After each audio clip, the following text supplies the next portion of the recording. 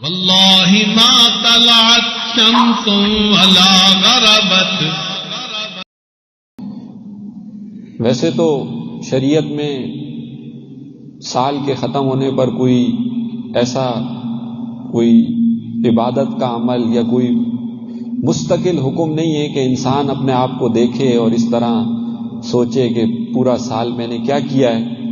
لیکن بہرحال رسم دنیا ہے، لوگ مختلف قسم کے واہیات کام سال کے اختتام پر اور نئے سال کے شروع میں کر رہے ہوتے ہیں.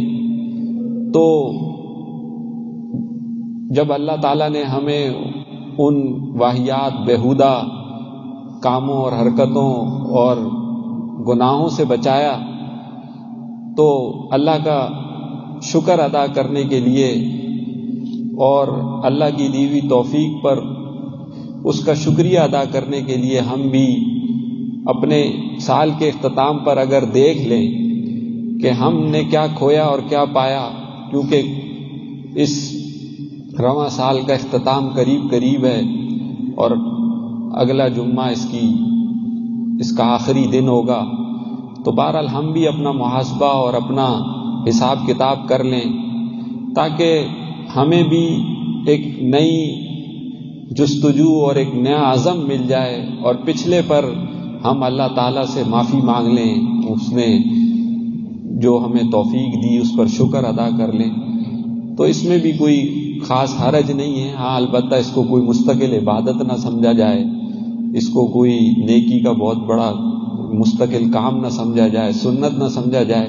لیکن بہرحال ہر موقع پر ہمیں اپنا پچھلا اور آگے کے لیے عزم کرتے رہنا چاہیے. تو اس مناسبت سے آدمی سوچ کر لے تو اس میں کوئی حرج نہیں.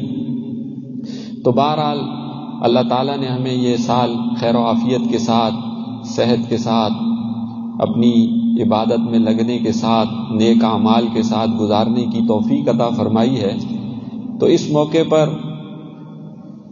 اگرچہ ہمارے اعمال ایسے نہیں ہیں، ایک عمل بھی ایسا نہیں ہے کہ جسے ہم اللہ کی بارگاہ میں جرت کے ساتھ پیش کر سکیں کہ اللہ تعالیٰ اس عمل پر ہماری نجات فرما دیں.